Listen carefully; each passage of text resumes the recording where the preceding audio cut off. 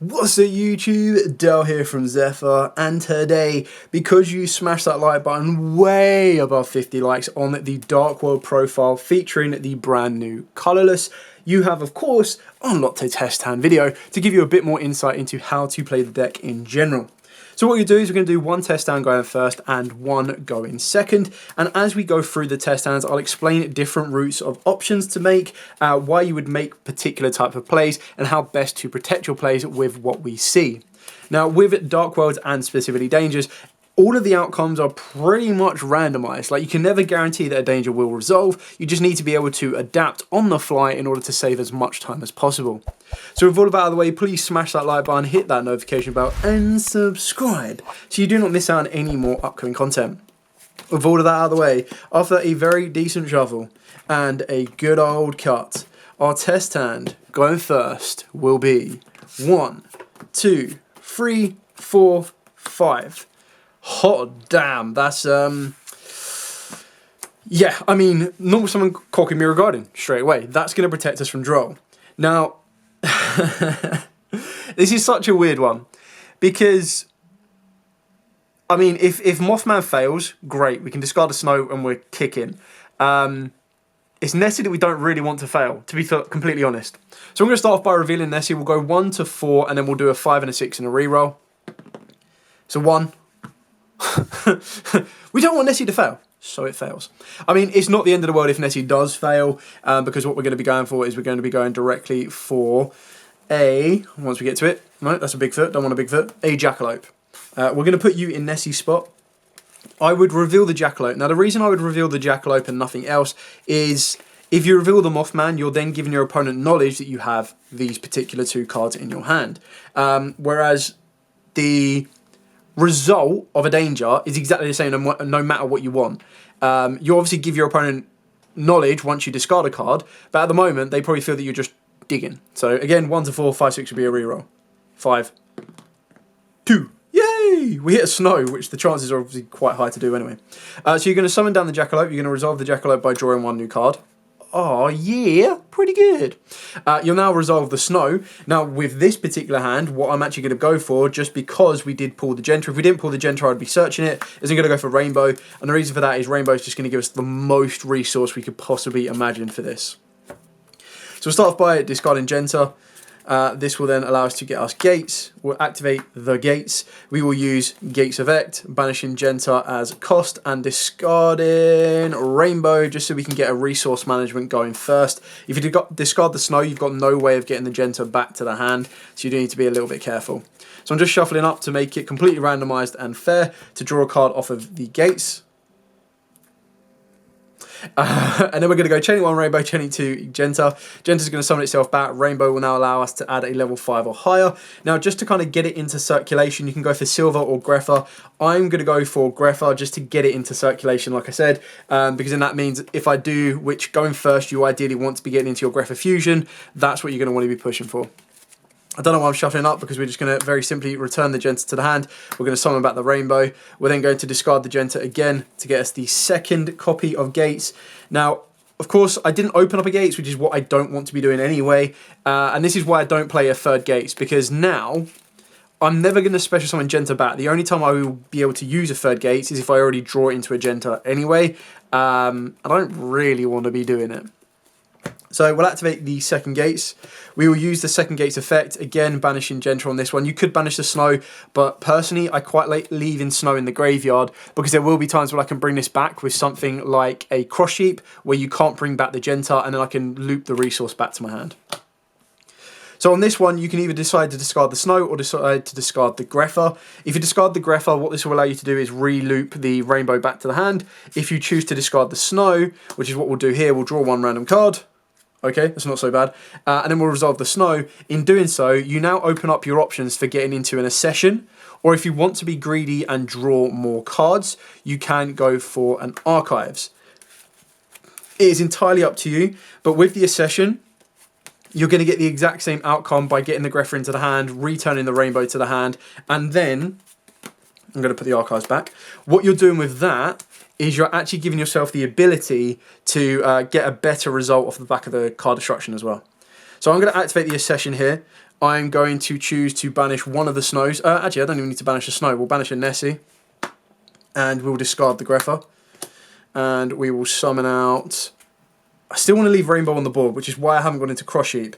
But what you do need to remember about Cross Sheep is it will trigger to summon back from the graveyard when a monster is summoned to a zone it points to. It doesn't need to be the exact same summon it needs to. So what I'm saying by that is, if at some point later on during the turn, I get a Cross Sheep here and special summon a monster here, I can still trigger the effect of either monster from the graveyard because it points to the Greffer fusion. So still in a very good position. Okay, so we've done this. We're now protected quite nicely. We'll now return the Rainbow to the hand for our Greffer. This is now obviously perfect link material to go into said Cross Sheep that I mentioned. You've also got the option to activate the card destruction, but to be completely honest with you, on this one, I'm actually going to go with the Mothman first because I like the randomization of the Mothman over the guaranteed of the card destruction, because worst thing that's going to happen, I hit Mothman, I draw one, discard one, and then search off of Rainbow, so I just back to the same position. So we'll go 1, 2, 3, 4, 5, 6. 1, 2, god damn it. Discard the Mothman. Mothman's effect, will both players will draw a card and both players will discard a card. So the most effective one for me to discard will be the Rainbow, because then I can trigger the Rainbow effect and I will get silver this time.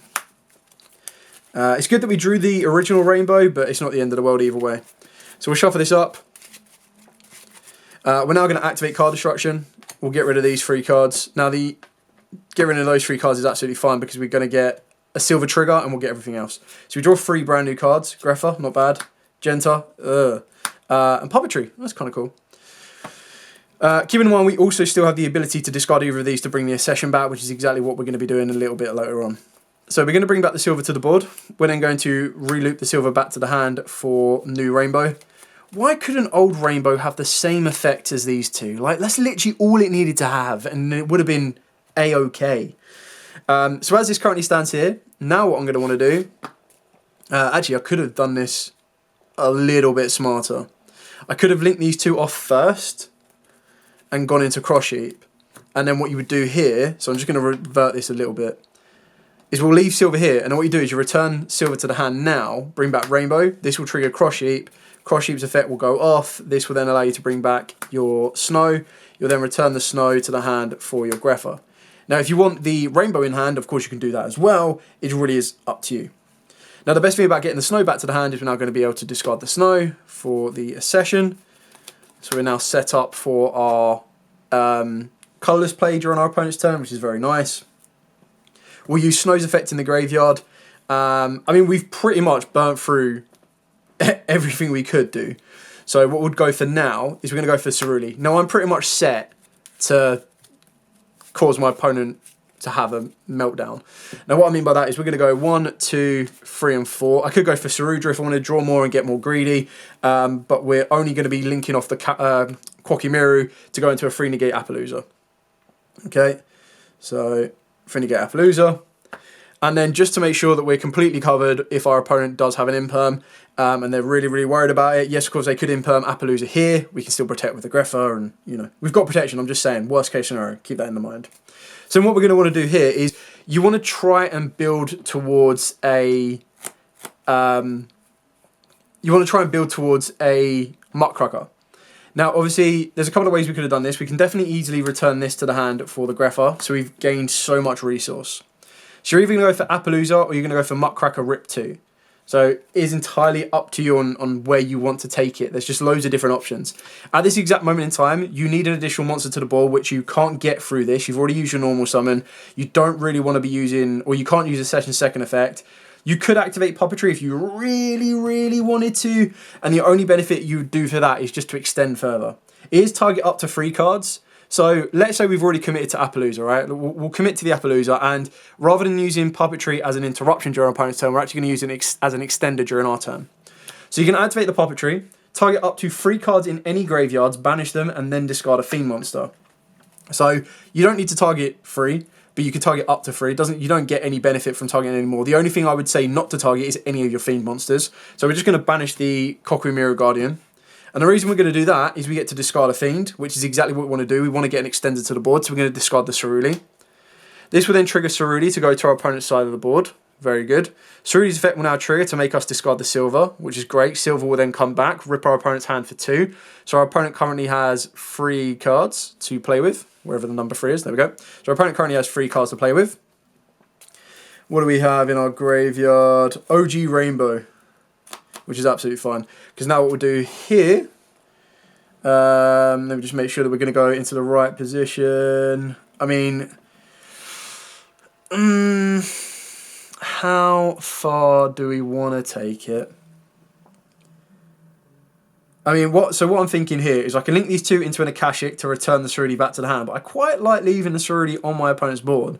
So what I now have the option for, which will probably get us a little bit more resource, which will probably be more beneficial for us, is I'm actually just going to go into Muckcracker. So at this moment in time, I'm just getting greedy. There is no major benefit behind this. So we'll activate Muckcracker's effect. We'll discard the Rainbow. You could discard the Greffa if you wanted to. In doing so, you would clear off the Cerule. So it depends if you want to leave them with a monster or not.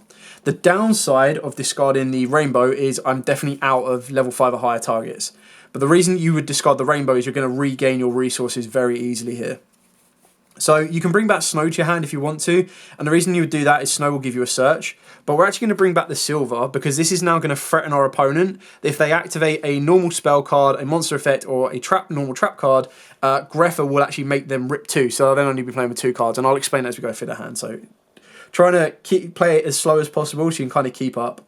Because I know this can get quite complicated. So use Muckcracker's effect, you discard Rainbow. Obviously, if you had a target, you would trigger the Rainbow. We'll then want to return the Silver to the hand for this Rainbow. You're then going to want to return this Rainbow to the hand for the Greffa. And what you've done is you've regained more hand advantage, which is actually really important, especially when we're going to be trying to go into colourless during the next turn. So we're definitely going to be setting the session, and we're now sitting on these 4 cards in the hand. So we're going to pass our opponent's turn. Our opponent is going to draw. They're going to have 4 cards to play with, right? So they've got 4 cards to deal with a 3-negate Appaloosa and a Greffa. We still have Rainbow play as well. So in order for them to break this board, they would need darkworld and no more for starters, which means we're going to survive another turn, and we still got these cards here. We'll use the Accession, so we'll still have the Accession graveyard effect as well. And we've got the Puppetry graveyard effect, which will allow us to add back a Genta, so we can go again the next turn. So again, there's loads of recursion playing around with it, and if they try to destroy cards and they don't negate Muckcracker, Muckcracker can protect. So with these 4 cards, they need to be very, very specific. So if they activate the first card, they just normal summon a monster, right? And let's say they try to go down into SP. We've still got the ability to negate the SP off the back of the Appaloosa and, of course, the Greffa. If they do activate a normal spell and trap, so they go down to 3 cards, we can then negate it with the Greffa, which will allow us to discard the Silver. In doing so, Silver will now come back and force our opponent to either use 2 cards in their hand so that Silver can't make them put 2 back, or they're going to lose 2 cards and go back down to 1 card. So let's say they've got a monster on the board, they've got Cerule, and they've got 1 more card in the hand. Worst case scenario, let's say that 1 card is, I don't know, Branded Fusion, probably one of the better 1-card combos to get everything going. Now they've baited everything out, they activate Branded Fusion, they haven't got a discard, so they're going to have to go Albion. Let's say they go Albion, Chainlink 1, and then I can't think of an exact light or dark target off the top of my head. Like Albez isn't going to trigger, but let's say they go Branded Fusion and a light target can trigger an effect so they can chain block the Albion. You would then Appaloosa negate the second effect anyway. The Albion would then resolve, banishing the 2 cards. And it's like, okay, cool. So you've now got Cerule, any monster, Albion, and the brand new fusion you've just summoned. Okay? So they've burnt all of their cards. They've got 4 monsters on the board, including the Cerule. So we're just going to put 3 there to signify 3 more cards. You're just going to very easy go, okay, cool. Accession. Accession will now banish the original Rainbow from the graveyard. And I could banish a Snow if I wanted to, or both Snows. But I am going to discard Greffa. Not that I need to, because I'm already going to completely clear this board off anyway. If I really, really wanted to, I could also discard the other Rainbow and the other Genta, just to make the Rainbow a fat stack. But we can keep it very basic. We can literally just go banish Rainbow, banish Snow, banish Snow. Okay, this will then summon down Colourless. Colourless will now be a 3,000 attack monster and defense monster. And it will destroy all of our opponent's cards. So get rid of Cerule, get rid of the 3 cards they've put on the board. Worst case scenario, let's say they had a branded opening. I don't know, I'm just giving you like hypothetical ways of worst case scenario, what can they do? Branded opening, they keep the 2 fusion monsters on the board. So, okay, cool. You've still got to get through a colourless. If you try to destroy any of these by card effects, I can use Muckcracker as a replacement. I've also got, if you get rid of my Greffa Fusion monster, I can bring back a Greffa. And my hand is still Genta Rainbow Greffa, and my graveyard is set ready to go with a puppetry and an accession. So I have ways to crack back should I want to as well. And that's what I quite like about Rainbow Colourless. And you'll see that a little bit more as well now that we're going to go second. Because I think Rainbow is predominantly, like, I think that Accession in this deck is one of the best fusion spells we could have possibly, like, hands down actually, the best fusion spell we could have got. Gives you the ability to banish, gives you the ability to discard, also gives you the ability to discard a card to bring it back from the graveyard, and it's a quick play. It could not be, the only thing that could have made Accession any better if it was just a general quick play and not, sadly, during the main phase. Like, if I could do this during the draw phase or anything else, it would be so much better. I mean, it's not the end of the world that you can't do it. It just gives you a little bit more freedom to play around. Like, if you go draw for turn and they flip anti-spell on you during the draw phase, you're like, I can't activate Accession. But it just is what it is. Okay, so what we're going to do is we're going to shuffle this up and we're going to now go second. So with that previous tester, and when I made Appaloosa, you could very easily have made a IP Masquerena to lead into an SP Little Knight. You could have gone IP, you could have looped into, you could have gone into a Muckcracker at that point as well. You had so many different little niche options, it's entirely up to you. You could have gone into Saruja Skuldred to draw cards and extend even further if you wanted to, but ultimately I didn't think you needed to be honest. So we're going to shuffle this up, and now what we'll do is we'll go second. So we'll now show you the aggressive behaviour behind this deck, which I think is a lot better now with colourless, especially when you're considering that if you do decide to go second, or if you wanted to build this deck as a go second option, you would then take out the Quacky Mirrors and you'd probably put in the Lava Golems. But you do need to be very careful, because if you give your opponent a Lava Golem and you can't clear it off because they draw and Lockbird you, you're in big trouble. So shuffling up, cutting up, even though I've already just done this. And drawing 6 will be 1, 2, 3, 4, 5, 6. Don't know why I've curved the hand that way, but you know, we're going to go with it. This hand's actually really kind of cool. So the only bad card in this entire hand is the fact that I hard opened the gates. Like, that's really annoying. But part and part of it. So if you activate Genta first, of course you are going to run head first into a draw on Lockbird. If they've got it, they got it. Is what it is. The only other way you could do this any different is you would set the gate and then activate a danger.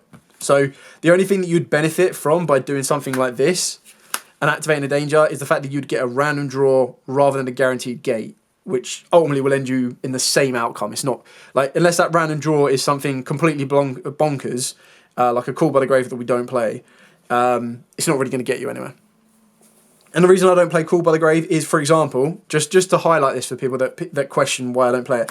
If Gates was Call by the Grave, right, you would have to hold the Call by the Grave in your hand, activate a danger, and hope that the Call by the Grave doesn't get hit, that you draw a card and they go draw, and you go, okay, cool, Call by the Grave. Can you imagine how bad it would be? Yeah, I know it's a very slim chance, it's a 1 in 6 chance, but if you activated a danger and you hit the blooming Call by the Grave, how pointless would that be? Whereas if it's an instant fusion, I can either activate it, cool, I'm protected, happy days, I don't need to rely on my opponent to do something first, or I can set it if I really don't want to activate it that early. So that's why I personally prefer it that way. And again, if it's a Quacky Miru, normal Quacky Miru, cool, good to go, let's do whatever I want to. So we'll activate the gate. Is it the end of the world? It's not the end of the world actually, if I do hit off of a danger. So we'll activate Mothman, we'll go 1 to 5, 6 will be a reroll. It was a 3, which hit the Mothman. Bro, these rolls are killing me. Both players draw 1, discard 1. Oh, hello, Quacky Mirror Guardian. I'm going to get rid of Ceruli. And then we'll go, Ceruli's going to go to my opponent's side of the board. It will then make me discard Rainbow. And at least I'm going to get some nice advantage off the back of this. So this will now allow me to special summon Snow to my side of the field and search me out level 5 or higher. And as I'm going second, yes, you do want the original Rainbow, but we haven't got a session yet. So I actually want Greffa to start picking apart my opponent's board and pulling out some forms of interaction, which is absolutely fine.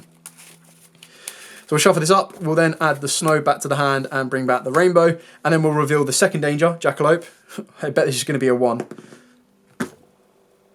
Well, at least I'm showing you the biggest negative outcome of this as well. Like, imagine if these all go through, the board will be even better than what I'm going to show you it will be. So we hit the Jackalope. Jackalope's effect will summon. At this point, it's really up to you. It does annoyingly summon in defense.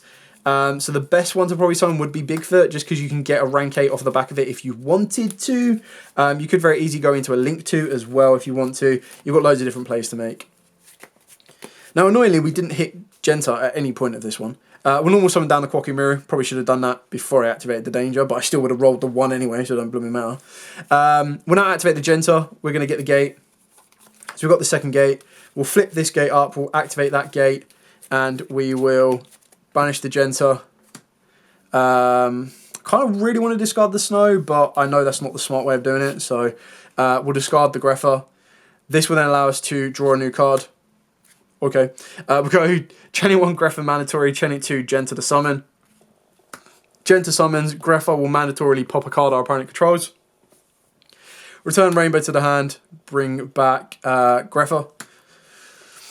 And now what we can do is, I still need that Fiend in the graveyard, which isn't an issue. Like, I can link these off, I can do everything I need to. So, let's go with, sadly can't go with Kasich, but it's not the end of the world really. Too early to go Muckcracker. Muckcracker. Ooh. I could go into Daguerre's if I wanted to, but that's just an overextension for the sake of overextending.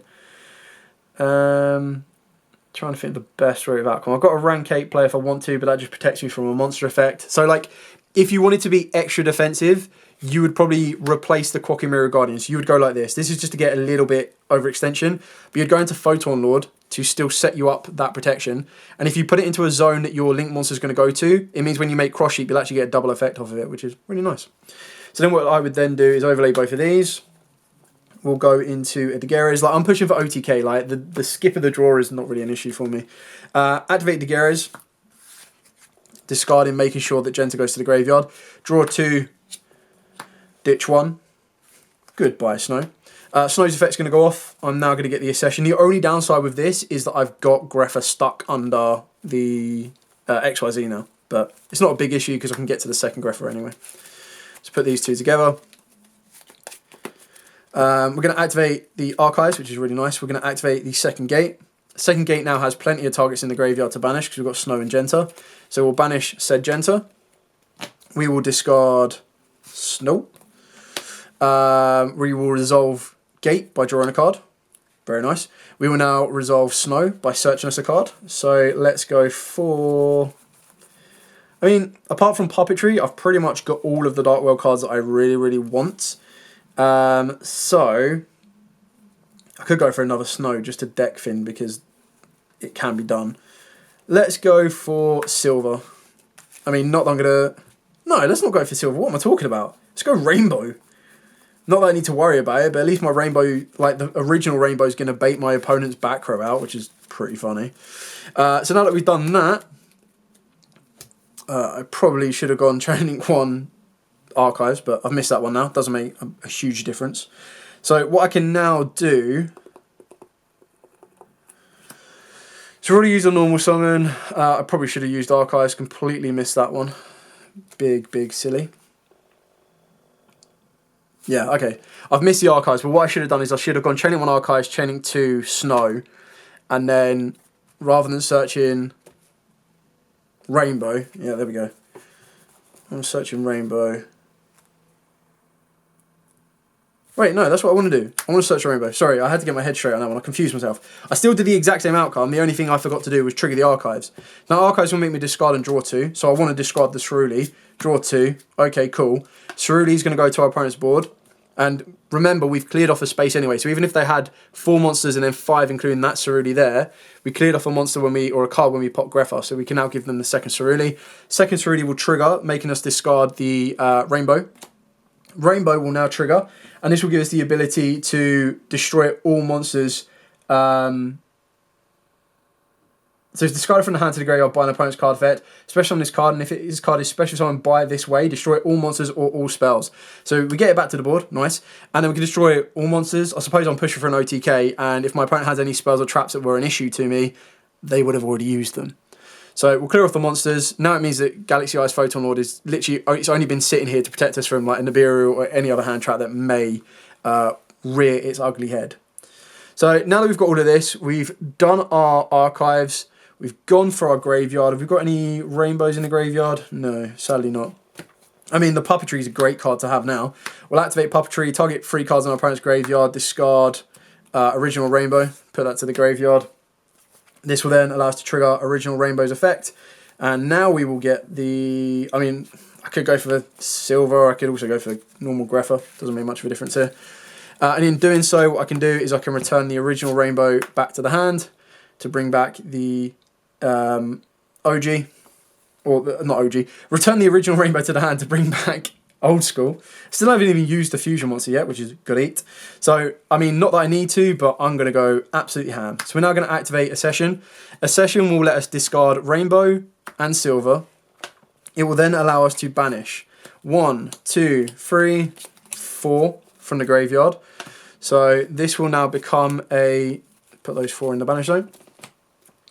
This will become a baseline 6,000 attack colourless, which will now deal with all our opponent's back row. And we get to bring the silver back to the board. So, okay. I mean, I could have kept the silver in hand if I wanted to loot the accession, but I shouldn't need to. If I've made a misplay, which this isn't going to lead to game, then my bad. But this should ultimately lead you to game. And if it doesn't, you still have the ability to do a link 2, link 3, link whatever you want. So let's get greedy, just to kind of show you how far we can push this. Let's go Rainbow and Daguerre's. We'll go into Muckcracker. Muckcracker will then discard. Target will be Rainbow, Original Rainbow. Bring this back, discarding the Guardian. In doing so, we can return the silver to the hand to upgrade to a Rainbow. So what we've done here is we've turned a 1200 attack Daguerre's into a 1300 attack. Oh, sorry, not 1200. 1500 attack Daguerre's because of the buff from the gates. To a 1300 attack Muckcracker and a 2800 attack Rainbow. So there you go. That's your... And then if you really want to push even further, silver to the graveyard for a session. Effective silver, come back. There you go. That's your full-on boom. They've got nothing left to play with whatsoever. Like there's nothing. There's no way they survive this. You've cleared off front row or back row with Original Rainbow. You've cleared off both with brand new colourless. This is a 6k base. Yeah. Everything else is inconsequential. But that's just a couple of different examples. Now, obviously, depending on your playstyle, you might have made colourless early. You might have made colourless your priority to get to, which means you would have searched out a session a lot earlier throughout the plays and throughout the combos. You know, you've got loads of different options. Absolutely loads. You just need to be aware of the hands. You need to be aware of the back row and the front row and everything else in between. So... Anyway, I hope this has given you a bit more of an in-depth insight to how the deck can operate. This is obviously how I personally try to play it. Everyone is going to play the deck differently. This is basically here and designed to show you this is what you can do. If you want to do exactly the same as what I've done, by all means go and try it and play it out the way you want to. But naturally, your playstyle might draw you to be more defensive, more aggressive, more board wipe, more hand control. You've got loads of different options, which is why Yu-Gi-Oh! Is such a great game because it gives you that ability to not play the same as everyone else. Yes, of course, the same the outcome will be the same. Like, you're playing colourless to clear a board. You're playing silver to loop a hand. That's all the same kind of outcomes. But the way you play it, how early you do it, the way you prioritise it is always going to be unique. It's always going to be a different way that you play it. And more times than not, it's that uniqueness that will get you great, amazing wins. Anyway, thank you so much for watching. Don't forget to like, comment, subscribe, share. If you do have any questions at all, by all means, please put in the comments down below. Always happy to help out with those where at all possible. But for now, as absolutely always, stay safe and, of course, happy dueling.